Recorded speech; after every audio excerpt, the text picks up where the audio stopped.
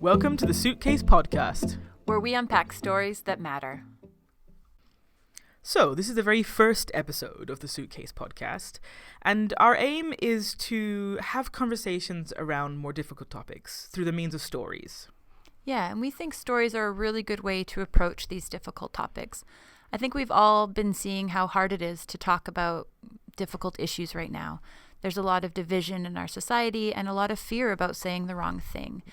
And what's great about stories is that they offer a really nice way to open up conversations. They are about personal experiences, and in listening to a story, you can really reflect and empathize in a way that maybe you can't if you're just told facts and figures. Exactly, and to add to that kind of conversational aspect that we were talking about, we're also going to be discussing these stories after we've heard them. Yes, we are. Which is it's gonna be fun. I'm excited. Me too. So should we just start with our first story? Yeah, let's get to our first story about coming out.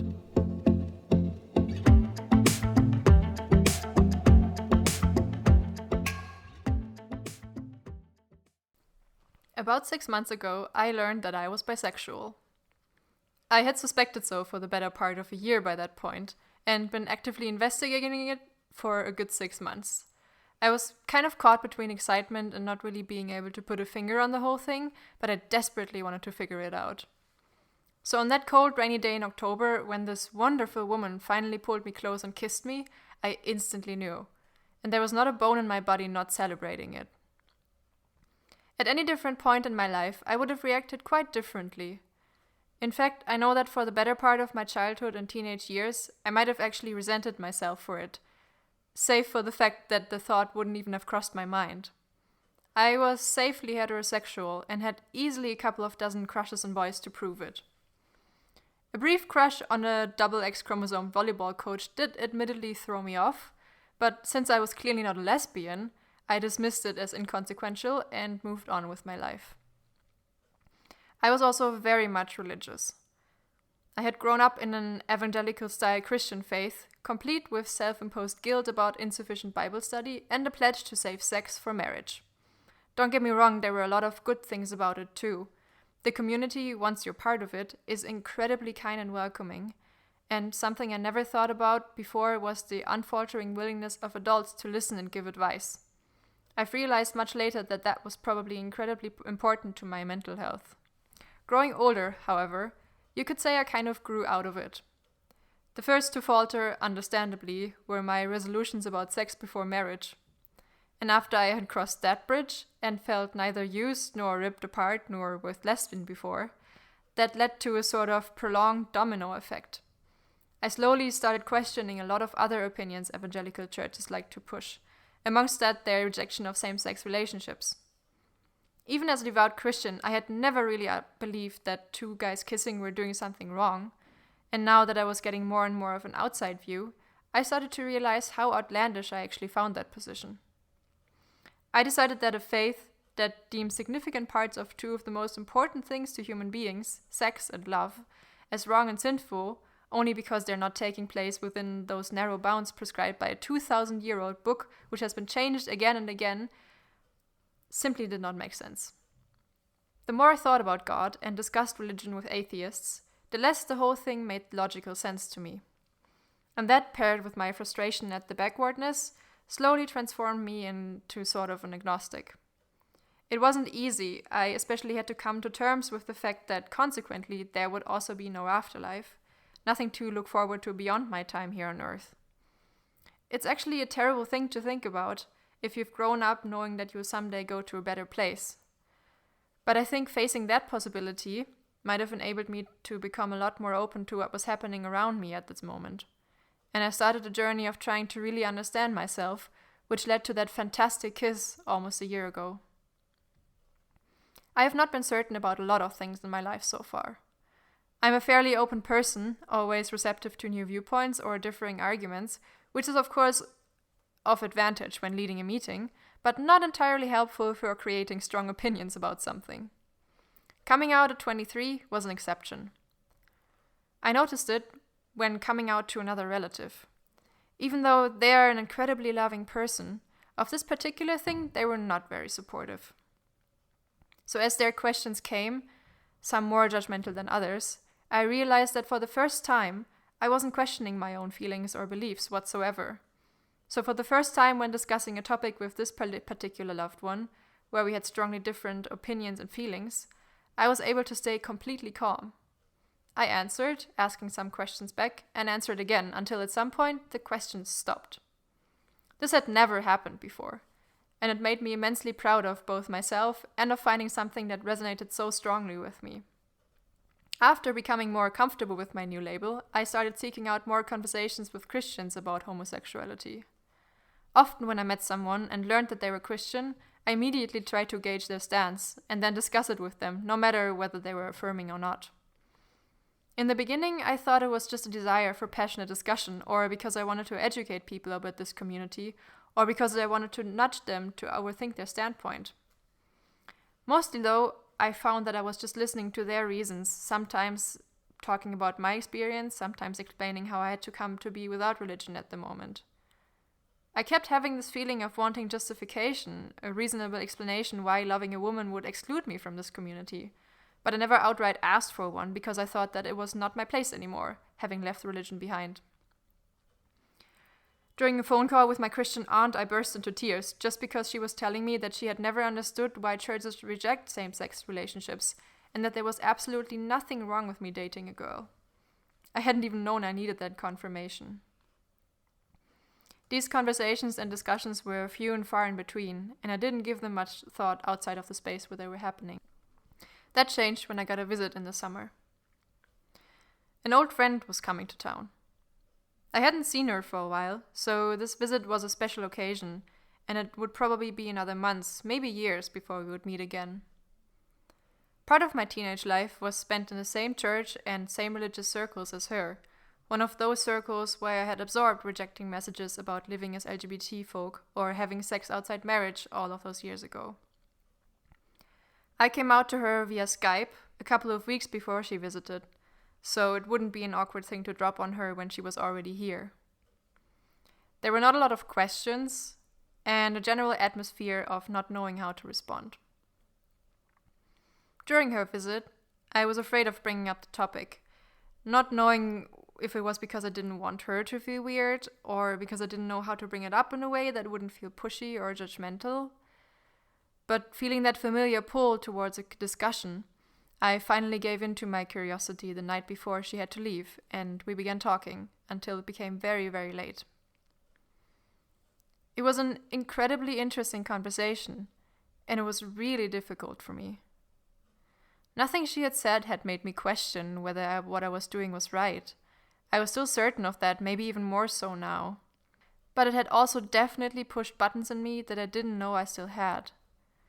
Coming from the same background, I immediately understood all of her arguments about why homosexuality was a sin, Bible verses and all. And at the same time, I still knew, without a doubt, that it was something that I could never accept myself as true. And it bothered me that saying that it doesn't harm anyone and it even makes people happy was apparently not a valid argument.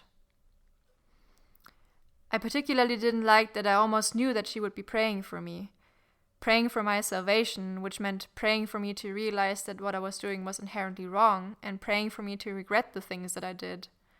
All of that at a time where I could not have been more at peace with my inner self. It just all seemed so wrong and unfair to me, and I couldn't understand why I cared so much.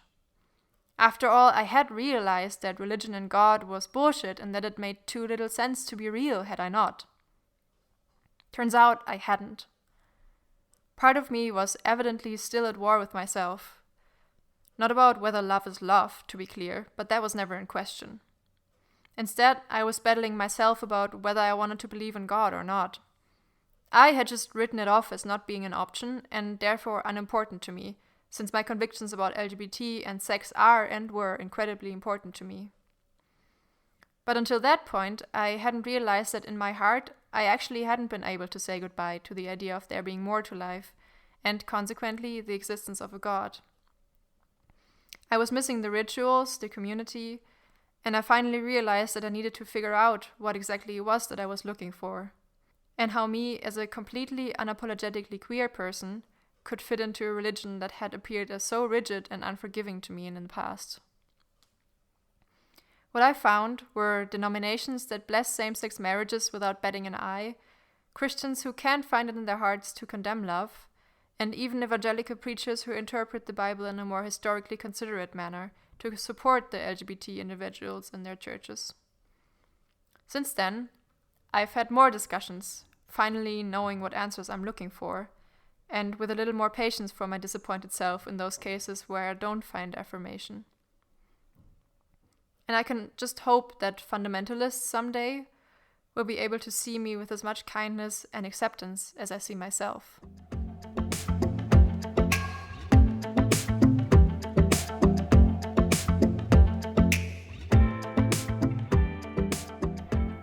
Wow, what a story. Yeah. There's so much to talk about. There's a lot to unpack there.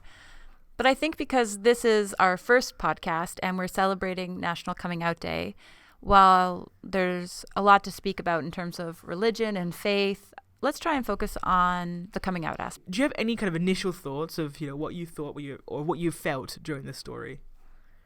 Yeah, what I really appreciated about this story was coming out as bisexual, because so often we hear coming out stories as gay or lesbian, but there's a lot of confusion and controversy, I think, right now around being bisexual. I think people sometimes believe it less. Oh, yeah, definitely. I mean, the number of stories I've heard as someone in the LGBT community of, even if it's only jokingly, but the idea of like, oh, no, you're bisexual because you can't decide whether you're straight or gay, as if there's only two options. Yeah. And I think it's a really like you said, it's considered lesser, and on both sides. Yeah. Like, I think it's considered lesser on the gay side and on the straight side, which makes it a particularly bad area. It's like Belgium. It's just like both sides. It's like no one's happy. It's Dutch and French. Is that what you're Dutch saying? and French complain about it. Yeah. Or the best of both worlds. Or the best of both worlds. Depends how you see it, right? What I really took from the story, I think what struck me the most was the discussion around the acceptance of self, and how it was so important for her to come to terms with who she was, and to take the time to accept that, and that once that happened, she had the confidence to feel good in her skin, and also to be able to come out.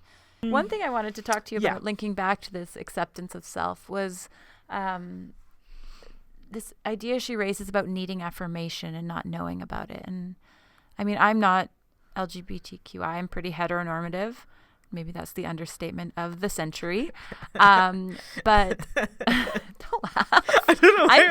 I just like your facial expressions when you said that. You're kind of like, you're slowly thinking about it. You're like, yeah. I am. It doesn't mean you can't talk about it, though. I think it's also one of those things that happens with the LGBT community is I think people feel very awkward about kind of, what we talked about in the teaser, the idea that people don't talk about a topic because of the language. If there's one topic that makes, with that language becomes difficult, it's LGBTQI+. Because there's all the, what they called, I'm not very good with English. I am English, but I'm not very good with this. Is it acronyms? Pronouns? Oh, pronouns, yeah. The pronouns. There's also kind of defining which group you're part of, which flag you have. Which group you're not a part of. Which group you're not a part of. And I feel, and this might be a bit controversial for anyone listening, but I find that as the part of the LGBT community, I find that really hard for anyone who's not, because people feel they're going to make mistakes. They're going to step on toes. I think it's better talking about something than nothing. Yeah, and I think that's what I like about our podcast, actually, not to bring it back to us, but I think this needs to be a space where we acknowledge that we will make mistakes, where we commit to improving them and not making those mistakes again. Yeah. And that we're open to dialogue. And I think that's why stories like the one we just heard are so important, because they help us understand what people are going through, and they help give us language to think through and talk about these issues. Okay, let's go back to so what were you calling it? The acceptance of self. Oh, I was going to say, I'm coming out. That's what we need. We should just sing our own intros. I'm coming out. I want the world to know. I should tell you that I am one of the world's worst singers. Oh, that makes two of us then. Okay. So at least between us, we can be the world's worst girl band. Oh my gosh. Aspirations. Right. Let's get back to the discussion. Okay, we were talking about affirmation. Yeah, we're talking about affirmation. So, And Emma, before we started recording, you mentioned that we sometimes forget how important that affirmation is. Yeah. And no matter how confident you are, everyone sometimes needs a little reminder that everything's good and everything's okay, and we love you for who you are, kind of thing. I think that's so important, and I think I'm thinking about that in relation to my role here at the university. And yeah, I work as a teacher and a researcher, and we have lots of students who lack so much confidence in themselves, and for a bunch of reasons. I know we're off topic now, but I think that affirming that they're good enough to be here and creating safe spaces where they can be themselves, and affirming that it's okay to be however you are.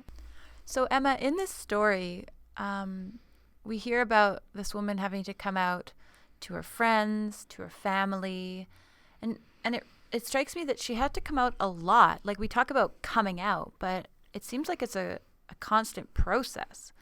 Well, it is kind of. I mean, if you assume that, I think anyone when they talk about coming out, they usually think of their family. That's the big one. I think when you get that over and done with, you feel a lot better. But something I had never really thought about until we discussed it a few weeks ago was that you are constantly in process of coming out. Every time you meet someone, there's always the assumption that you are straight. I was at a first aid training, and I was there with two people who knew me and some people I didn't know. During the recovery position kind of talk, they were talking about the airways, and the guy who was instructing asked if anyone had a partner who snored. I said yes, and he automatically assumed that it was a guy. Which is very flattering. But I didn't think much of it until I was at the bar afterwards with two people who I don't usually hang out with that much. And we were talking about it, and the girl who was there said, it was a girl and a guy, the girl said, I was really annoyed when he assumed that your partner was male. I even said she, but he didn't hear me. And then the guy who was there was like, yeah, I got really annoyed, and it kept going because you kept talking about this your partner. And I hadn't been frustrated at all by it. I had noticed it, and it started to get uncomfortable after a while. But they got really upset for me, which was, one, really nice. Yeah. But two, you don't realize how often you have to come out. Mm-hmm. And those situations can be really awkward. Like I had heard the he and left it assuming it was a one sentence thing, but then it became a whole conversation. Yeah. And yeah, you really do. You're coming out continuously, even if you don't want to. You're not hiding it. And also, you don't want to be that person who's just like, hey, nice to meet you, I'm Emma, I'm gay. Yeah. It's just that I hate that idea of that. But then you also have to be honest about who you are. So where's the balance? Maybe we could talk about reactions though, because reactions to someone coming out is probably more difficult. That's why I think anyone from the queer community is kind of, you're a little bit more hesitant because you don't know how people will react. And that's the more exhausting part. It's not the process of coming out, but knowing that every person will react in a different way. Some positive, some negative, some surprising. Some indifferent.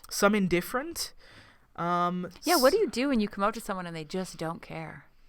Oh, that doesn't really bother me. I mean, I suppose it depends what you mean by don't care, because if it's coming out and going, hey, just so you know, I have a girlfriend. And they're like, okay, cool. Yeah, that's what I meant. That's kind of like indifferent to me, and that's perfectly fine, because that just means that well, at least from my assumption, they're okay with it. Yeah, I just wonder, like, you work up to telling somebody, and then oh yeah, okay, yeah. If you kind of you're all nervous, and then they just don't. Yeah, my mother was a bit like that as well. Huh. I was feeling I was really not comfortable with the idea of coming out, and then I did, and she was kind of like, okay. We're like, oh, what a... You're so anticlimactic. Yeah. Like, again, about these reactions, one thing I found so poignant in this woman's story was the different way that different members of her family reacted, and what it meant to her to have the affirmation from her aunt, but how hard it was to have that other member of her family not accept her, and how hard that must be. It's got to be difficult. I actually think it's probably harder for bisexuals as well, especially if you've been in male relationships or heteronormative relationships before. Yeah. To come out to family members who are perhaps a little bit older, perhaps a little bit less liberal than you are, or liberal minded.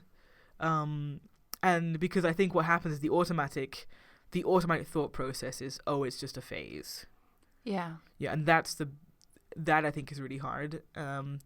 When you come out as, for example, lesbian or gay, it's like it's easier for people to understand. So it's kind of reaching that time in the podcast where we have to think about wrapping this up. First off, maybe I can just say, thank you to the storyteller who shared her story today. What an incredible way to kickstart this podcast. It's a wonderfully empowering and impactful story. And such a rich and complex story, too. Such a rich and complex story that we literally couldn't talk about everything. No, we missed huge chunks. We know that. We missed huge chunks of this, for which, of course, we regret slightly, but at the same time... You would have to listen for another 2 hours. You'd have to listen for a long time. Who's got that kind of time? Who's got that kind of time for our voices? Yeah, that's a good question. If you have that kind of time for our voices, why don't you subscribe? Check us out on Facebook, Twitter, and online at... Oh, I guess those other two are online, but I'm old. So try our website, our blog. Yeah. We are at suitcasepodcast.com. Excellent. You got that first time round. We didn't do 3 takes at all. Not at all. No. I can say suitcase. Suitcasepodcast.com. If you want to ever share a story about a time you felt different or about an issue you think needs more attention here or anywhere. Yeah, please get in touch. Get in touch. And if you... or have questions about coming out, or you need some support in this area, we really encourage you to look up your local LGBTQI plus association and get in touch with them, talk to them. There's people around to support you. Exactly.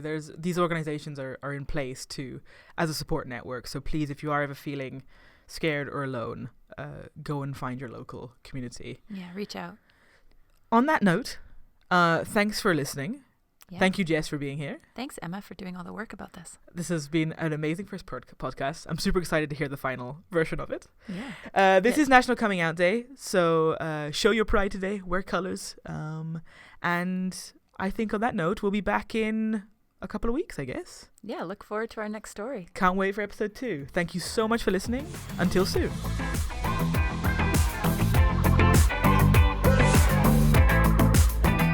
So that's been the Suitcase Podcast. Thanks for listening. Emma, do you have anything else to say? Yeah, follow us on our social media platforms. And if you want to find out more, you can find out more at suitcasepodcast.com.